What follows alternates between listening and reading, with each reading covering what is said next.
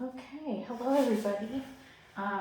This is the next video in this series, part 3 of figuring out your overhead. This one is going to be focused on the workspace based goals section here of our variable models. This is the first section that we're doing that uses a variable model, so it's going to be a lot larger, and it's going to be one that's going to have just more components overall that'll need to be kind of reviewed every year as your business grows to make sure that you're covering all of your costs. So I'm going to read the main descriptor first here. So the goal of this set is to generate enough income to support your rent outside of your home, equipment maintenance, insurance, electricity, and marketing. So we'll get started with that. Let's see here. So last time we worked on, the previous set we worked on, we did the math for a very small section of consumable supplies. We're going to go into that a little bit harder today as we're covering those things. So if you remember last time, we set down a monetary goal that we just kind of chose based on like just a flat rate. So you wanted like an extra $1,000 or whatever. Today is going to be the opposite of that. We're going to choose our hourly rate to start with. So let's get a piece of paper here. So the supplies you're going to need: sheet of paper. This is the sheet of pack of paper I keep under my sewing machine, so it has sewing machine oil on it. Seamstress life. Okay, so we get our pencil and paper, our calculator, and my coffee, and then we'll get started here. So these are the hard values for the workspace-based goals. The first thing that we're going to need to do is figure out what hourly rate you want to take home. This one always makes me laugh because my mom, whenever I explain to her how much money I make, she goes, "Well, don't you just make all of the money?" I was like, "No, Mom, I don't make all of the money in my business. Like, I produce the work that generates the income, but the money doesn't all belong to me. Like, I don't take home the full rate." And she gets confused. And I was like, "Well, I need some of this, the money to stay in the pot for the business so that I'm not having to pay for these things myself. So yes, I earn the money for the business, but I don't take home that entire dollar amount." So for a 40-hour work week is kind of what we're going to use to factor this on. So this is presuming this is your full-time job. If it's not currently your full-time job, you can use this to project how much you're going to make and to kind of like step you up into the next level. I like to forecast a lot because life moves in seasons. We're never just stagnant. So this can help you kind of see where you're growing into. If you are somebody who does a little bit of alterations at home and you're wanting to move into that next step, this can kind of show you what the next stage of life might look like for you. So we're going to do a 40-hour work week. Let's see here. And obviously during bridal season, we know that's not realistic. Most of us do 60 hours or so. So, it's still flexible based on that. But let's say your rate you want to go with is $30 for take home. So that's your take home rate for you personally, $30 an hour. That gets you out of bed in the morning. That gets you crack-a-lacking at your sewing, and that pays your bills for you personally. That can be that's going to be before taxes, so there's still be some taxes that'll come off of that if you're paying yourself. So $30 an hour. Now this is not skills representation. This is just an arbitrary number to get us started because the rest are going to be all the variables. Figuring out what you're worth based on your skill level probably needs a whole separate video on its own. This is presuming that you can remove an invisible zipper and replace one. You can build sleeves, you can do a fill on a neckline, bustle. This is like that kind of mid to higher range of alteration skills. So for this rate, in my opinion. But yeah, that's why I don't want to factor this based on your skill level. If you're brand new and starting out, this might not be an appropriate figure for you, but it doesn't mean your time's not worth that much. That's a discussion for, like I said, a separate video. And also, it's just kind of one of those things, what your time is worth as a human being. the argument could be made that regardless of your skill level, you're still worth a decent rate. You know, you don't have to just charge the minimum wage for your state, even if you're brand new. Your time is still valuable. That's my opinion. Okay, so we're gonna set that out as a flat on the top here. So let's just figure that out. That's gonna be our first 40 times 30. Okay, so 1,200 a week. Okay, and then there's, let's do 3 weeks in a month times 3. Okay, so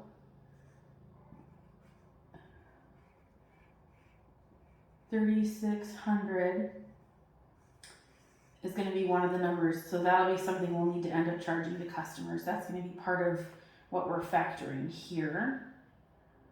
Okay, and we can split it out. Some people like to figure out, the starting rates by year or by month or whatever. I'm just kind of taking it by month, and then we can break it down. You know, you can go either direction from there based on what figures you're trying to find. Okay, so let's get into this now. So everything that you need to run a shop that's not in your home is really similar to what you need to run in your home, except for obviously rent is going to be a big one. So do some research for your area and kind of see what space size you need to run, with any level of success. I feel like a 10 by 10 is the minimum size for a good sewing shop that you can actually get work done in. Again, just my opinion. I've had some shops that were a little bit smaller, and I was always kind of busting out, or it was really messy and it was hard to, I had to bring stuff home, kind of a thing. So the rent in my area for the types of buildings I'm looking for is $12 a square foot. Okay, and like I said, a 10 by 10 is 100 square feet. So let me see here, 10 by 10. 100. So, but I'm going to use a more realistic number because I wouldn't work out of a 10 by 10 ever again because I know that's not my, it's not my vibe. The little shop that I rent right now for fittings is 25 by 20. So it's 500 times 12. So that's going to be the rent that I'm going to factor with is 512. So I'm going to start building my little list over here of expenses and all the stuff we need to cover. So it's going to be on this right hand side. Okay. Now some of these are going to be broad strokes numbers because I know approximately how much I pay. As you are figuring these things out for the first time, you can be very specific, or you can kind of round them up or give some general baseline numbers. You can also put an S if you're saving for rent, like if you're building that, maybe start building a couple dresses like that now. Build them as if you were paying rent so that you can start learning how to collect enough money from your customers with this new number. Just a thought. Electricity per month runs between $40 and $60. Electricity, there we go, so I can spell. That's just a flat for the month. Let's see here. So I'm just gonna put 60 in case something goes wacky. Wi-Fi is about 40. Some of these are nice and easy ones because you know them right off the top of your head. Now insurance, that's a big variable. You can have insurance on your work even at home. It depends on, if you see customers at home or if you go to their homes, how much stuff you keep in the house. You'll need to work with your insurance agent to see what kind of coverage you need, and I do definitely recommend that. I'll tell a story someday about a situation where I had a wedding dress actually stolen, and it rocked my world. I had a whole carload of work stolen, and how I got through that and all that stuff. I didn't have the appropriate insurance to cover anything, so it was, that's why this is so important to me. So your insurance per month for an outside shop could really vary. I'm going to put kind of a broad strokes number of 85. And that's also going to factor in not keeping a bunch of dresses on hand or bringing them back home. Because your insurance policy at home could cover better than at a physical location. Just depends. All right, so then I have here point of sale.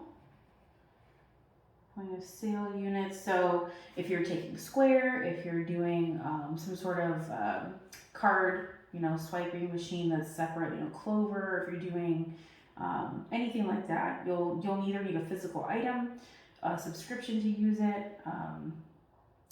There will be some sort of cost associated with using any sort of transactional, scanner, swipe, or something like that. The one that I'm looking at getting is about $75 a month. So I'm going to write that down here. Let's see here. Okay, and then gas and mileage. I have this on here just in case this is part of what you're doing.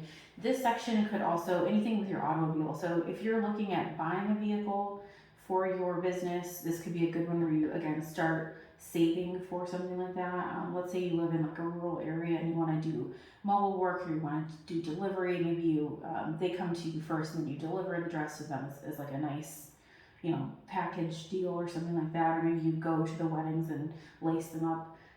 You'll have gas or mileage to do there. And now you'll have to check with your CPA on this one. I forget which direction it is. If you start with mileage, you can't switch to the gas dollars, or one or the other. So if you start with one, you have to keep it for the whole year. Whereas if you go with one and you want to switch to the other one, it's fine.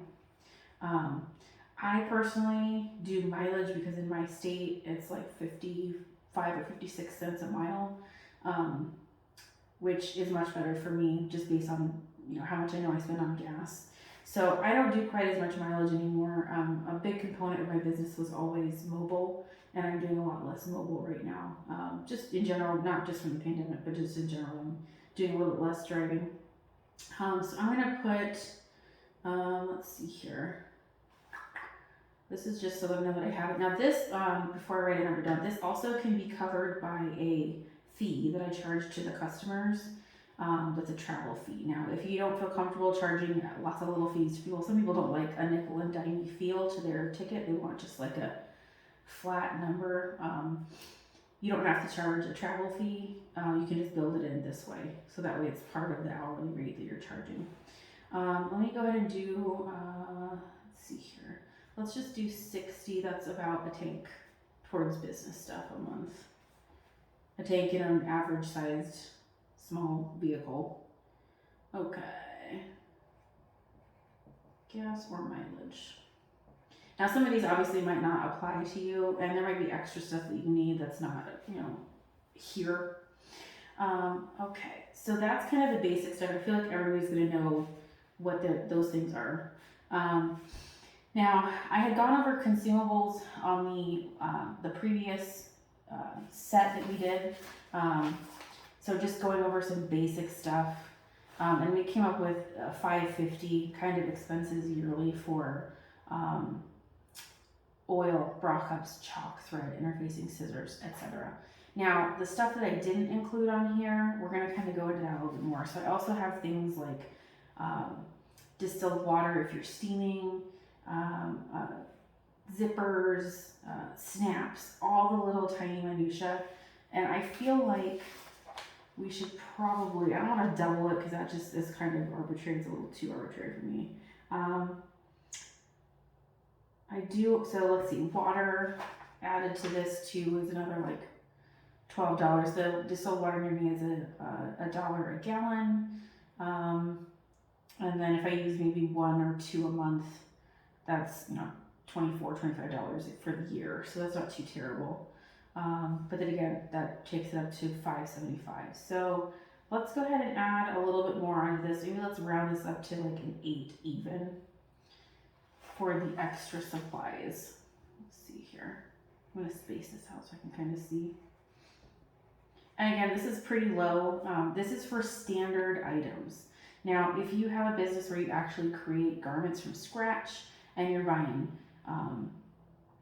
tool and you're buying like actual rolled goods, like big sets of stuff, like actual satin, actual fabrics, there's a totally different way to kind of factor this so that you're billing it separately just based on what projects go to that. So you're not using the same hourly rate for the standard work as for the custom work, just because it doesn't always translate properly. And you could be either overcharging in one area or undercharging in another. And sure, it balances out, but it's better to keep them as separated as possible. So like I said, this larger number is just to kind of cover a little bit more consumables, presuming that if you have a workspace to work in, you can offer a little bit more stuff, a little bit more to your customers. I always find that the size of my cutting table helps me do more work. I can actually, lay things out better, and I can get done quicker and stuff like that. So for me, the size of my space actually makes a huge difference in how much I can get done. Okay, let's see here. So this is something we talk about frequently in the sewing group. I want to cover it in this equipment section for maintenance. So scissors always need sharpened. Machine oil needs to be purchased. Your iron plates go bad. There's all those little things like that you don't really factor anywhere. That's what I want to capture in here. Light bulbs for your machines. I know some people like the OT lights. OT lights are super popular and awesome. But I feel like those are also something easy to get factored, because those can be like $60 for one, which is crazy expensive. So let's figure that, and then glitter. I hadn't written this in here, and I'm going to add this to my printed notes. I'll make these printed notes available at some point. Glitter fee. We're going to put that in here because there's cleaning supplies that need to be purchased in order to make sure your room is clean and safe for the next job and it doesn't wreck your machines. So I want to throw in a little bit of extra money towards that too. I know that we covered oil in this other section, so I'm not going to factor that right this minute. And then some of these things, if you don't end up getting the new iron plate every year, save it in a separate fund towards replacement cost of your steamer or your iron. Most people go through an iron a year, and that's not uncommon. So that way you'll have kind of a fund built up already for that. And I feel like that's a really good idea. Let's see here. Let's put, like, good ironing board cover can be like $60. Let's see if we can come up with a whole number here. 60 for an ironing board cover. Light fixtures, maybe let's do 60, so 90. Maybe we do 2 OT bulbs. Okay, so right there already we're at 180. Scissor sharpening, let's say we do 5 pairs, a year. Well, let's factor that lower. Let's see here, because we're doing kind of monthly. We'll do 1 pair. 40. Basic tune, but my shop nearby is about 60, but I end up tipping. Let's see. And then let's put in like $100 of cleaning supplies. So you buy that really only once a year anyways. So let's see, 300 is my base. Let me write that down here. So we do 100 divided by 12. So we're spending maybe like $9. Let's put $9. So we'll do 309 as our next one here. And you can see this is building up quite a bit. This is why I want my pay separate from all this, because I don't want to pay any of this. This is not mine to pay. This is the customer's. Okay. And like I said, some of these, if you don't end up using them, like if you don't need any of these things at the end of the year, belts, etc., you can use this as a overflow buffer for a savings account for whatever you need next year if something breaks. It's kind of a little nest egg that's built in. I like to have my my savings on purpose, but this is good to have as like a little accidental backup. And then, okay, so this last one here is definitely different for when you're working at home. This is for upgrades from working from home. So at home you can have a rickety rack, just put everything on. But when you go to a bigger shop, you should have a nice rack to put your dresses on that's sturdy and will hold a lot of work, all that good stuff. So instead of a $60 rack, you're going to like maybe $150 or $200 rack, something like that. Or maybe you want 3 of them, Again, replacing steamers. If you're replacing a steamer every year, that's, $200 out your pocket. You'll probably want to upgrade to a bigger cutting table or several cutting tables, depending on, what your lab need is. You'll probably need to buy stuff for storage, bins for everything, stuff that's a little bit nicer than what you might have at home. Might not be, that's to whatever your taste is. And then you'll actually need, fitting room decor, drape, curtain, situation with, a couch or a chair and whatever furnishings you need for that's, slightly retail. So this is a huge variable as far as everything goes. I would probably just set yourself a flat, $1,000 or something like that. I would set a flat rate. If you're buying, sofas and everything like that, this number is going to be really high. I would start with $1,000 because that's going to get you a couple of racks. It's going to get you your curtain. It's going to get you a chair and a small couch and some nice things to decorate your area with. So I would start with just a flat number. And again, it's not necessarily monthly, so let's do like 1,000 divided out. You'll need it up front though, so I'm kind of wondering if I should just add it to this at the beginning. Let's see what makes sense. Let's do 1,000 divided by 12. Because if you're saving for it ahead of time, look at that. You could put $85 away every month towards savings for, ramping up your room. So let's go ahead and throw that in here. I'm gonna put it 95, so that way we have like a, idea. Okay, so we'll write this as upgrades. Okay, whew, so many things. Okay, so clear as mud, right? As always. Let's see here. Okay, this number is gonna be giant. And let me just look at everything that I have here so far. So we have our 40-hour work week here.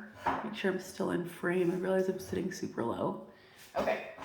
We have our 40-hour work week for our $30 an hour that we're paying to ourselves. That is, and we multiply that out for 3 weeks. So this is for for a month's worth of time.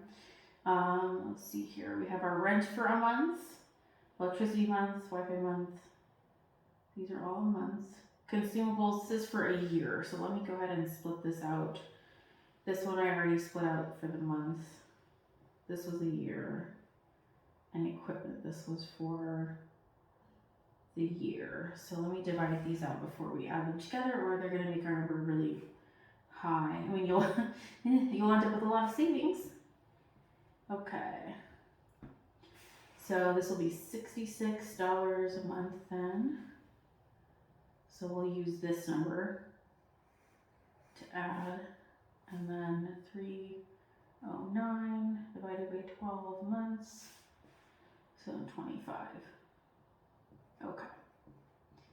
So let's get these all added together and see what everything looks like. Now, technically, just so you know, definitions wise, payroll is not part of your overhead. I use the word overhead super broadly, but just so you know, technically this is your overhead, this is your cost of doing business, and then this is payroll. So they are 3 different things, but they're all used to calculate what you're charging your customer hourly. So I've lumped them all together just for the sake of ease. But I want you to know the right verbiage too, in case you're talking with other business people, so you don't sound nuts.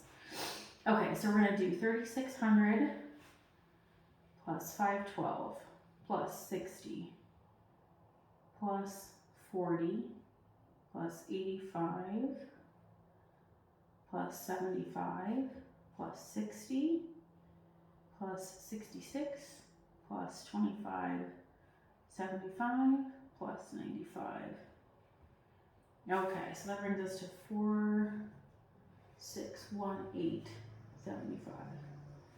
Okay, not crazy, but again, I don't want to be paying for any of this stuff out of my own pocket. I want this as my take home, and I want this is for the store, Okay, so now we're going to divide this out, because that's going to be for a whole month. So every month your shop should pull in this number with this model that we're doing here. So we're going to divide that out. Let me see here. So we did 40 hours times 3. That's for 120 hours.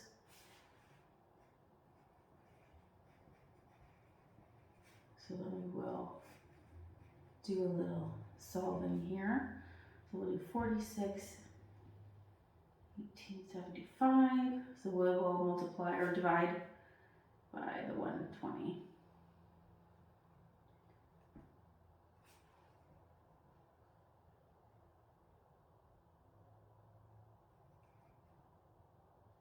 I'm going to round that up anyways. Did I do that right? Is that number correct? That looks really low. Let me do this one more time.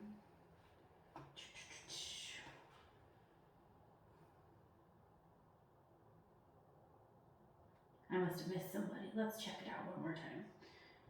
512 plus 60 plus 40 plus 85 plus 75 plus 60 plus 66 plus 25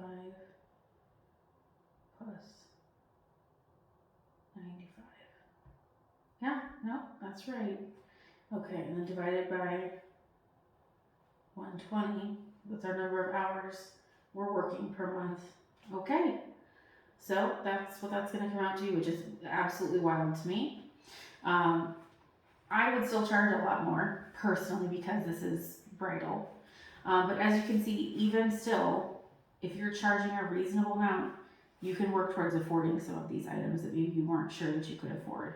I think the number that's really changing this is the rent.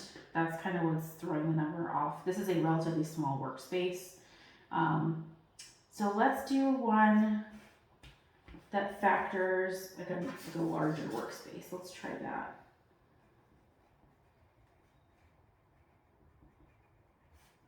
Let's do for, because I'm sure some of you gals, and if anybody has an actual, like a current rent price for, a whole boutique, holler at me, and I'll keep it private, but that way we can compare rent. Let's do quadruple. So let's give that an actual huge number. So let's say our rent is $2,048.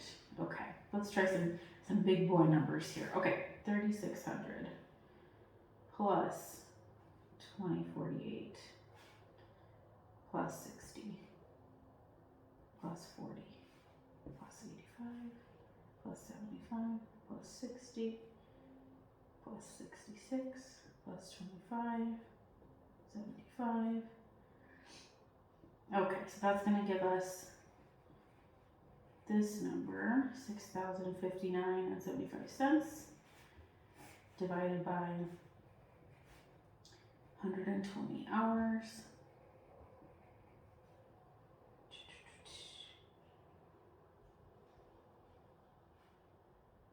Okay, so there we go. I was thinking it's going to be a much larger number like this, like 50. Okay. So that'll be $50 an hour. Now, I know that a lot of shops have really crazy overhead. One of the shops that I work at, the rate here in Arizona seems to be around $95 billable to the customer. So actually there's a few shops I know that are kind of teetering in that $90 to $110 range. They have way different overhead than all this. Plus they have more risk for insurance, and they have more sales staff and stuff like that. So that's where those big boy numbers come in, those really big. That's going to fall more into the next model, the employee-based growth. This one has this times more in it going on. So this one will be a fun one next. So honestly, you could kind of choose something even in between here. If you're really looking to save up towards having outside home space to work in, it might be good for you to start charging some of these numbers that are a little higher so that you can build your savings and your customers will start being established with these prices, and that way your reputation will build as these numbers. So let's do a little imagination game here. What does this look like for your workload then? Let's take a little guess here. Okay. So now obviously during a 40-hour work week, not all of those are money-making tasks. Sometimes those are, admin tasks. cleaning, stuff that doesn't feel like it's making you a lot of money. So what does this look like in order to be able to make these? So let's see here. So we know that most dresses need hem, need a bustle, minimally. I feel like almost everybody needs cups and a strap adjustment. I feel like these are pretty standard. Would you agree? I feel like this is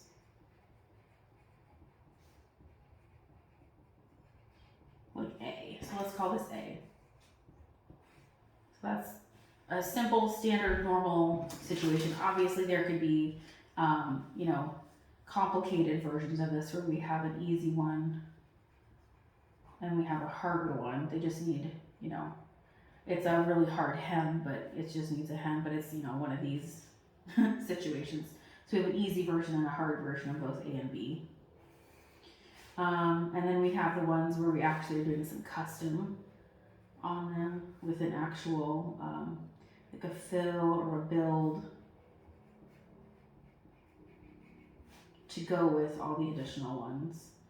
Let me see here. And then there's actual custom. So there's those. And again, there's easy and hard of both of these, you know, in both of these categories. Because some fills, you know, it's an inch of tulle you're adding, easy peasy, and some of them are, they want, you know, filled up to the neckline. So some combination of each of these 6 items is going to build your money for the month. So depending on what you like doing, what you do the best and the fastest and you enjoy, you could build out, let's see here, you could build out all of these options in different ways. So if you just want to do one custom dress a month, done so. One custom that equals $7,000.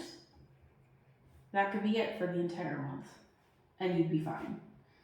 That might literally take up all of your time, though. I don't presume 120 hours. Well, maybe that'd be enough. It just depends on what the bride wants and how long the consultations are. You know how custom can get away from everybody. At the end of the day, nobody really takes a full accounting of everything. Your fill or your build. Let's see here, you could do a couple of those and a normal size dress, you know, some standards. You could do, you know, 2 of these B, and then, you know, maybe 5 to 10 of these guys, depending on what your schedule is like. 5, should put these, this looks like crazy math, doesn't it? So you could do a couple of those to equal your rent. You could do just all easies, just bust out a bunch of easies, and maybe you're doing 10 of those then, something like that, to equal your numbers.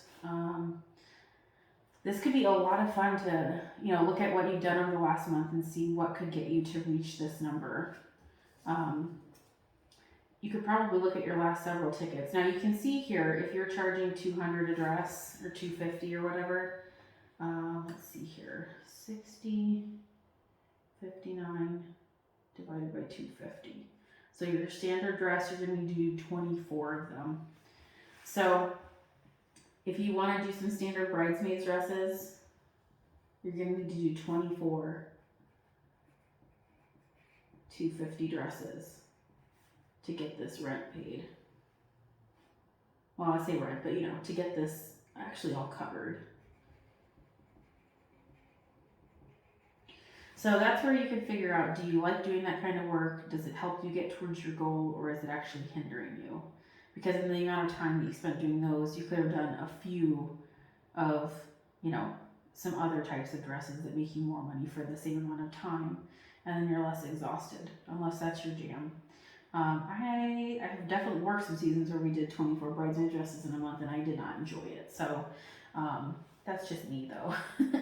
Kind of depends on what, you know, what your vibe is. So let's say we're doing some simple wedding dresses. You know, some simple ones can be between $400 and $500 is maybe like a standard, you know, simple dress. So let's do 400 times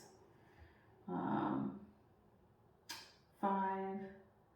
So that's only going to get us to 2,000. So we would need to do a combination of smalls then. So let's put that for this one. Let's take a look here. This would probably need to be 5 harder simple dresses. That sounds nuts, but you know what I'm saying. It's basically a dress with no customizations.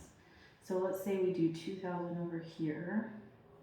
So we have 5 simple dresses, no customizations, no builds, no sleeves, nothing like that. And then 2 slightly harder ones. So we can just subtract here. So we'll do our 60,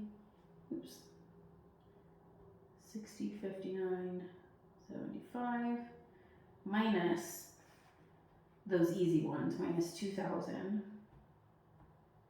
Okay, so that basically means, and we're going to divide that by 2, that means we need to take in 2 dresses that are $2,000. 2,029. So if you get dresses in that are really needing a lot of custom or needing something built, you know, crazy amounts, you could just take 2 of them in. That's a pretty high ticket though. I don't want to say that that's not common. I feel like some of the higher ticket dresses I've had are 15, 16. I think the highest one I've had was like an 18. So I don't know how realistic that number will be. Maybe you'd add a little more onto your simpler dresses instead. Maybe I would do like 6 and just one of these guys. So let's see here. Let's divide this number into 5 and see how many simple ones we would need then. Let's see here, 60, 59, 75 divided by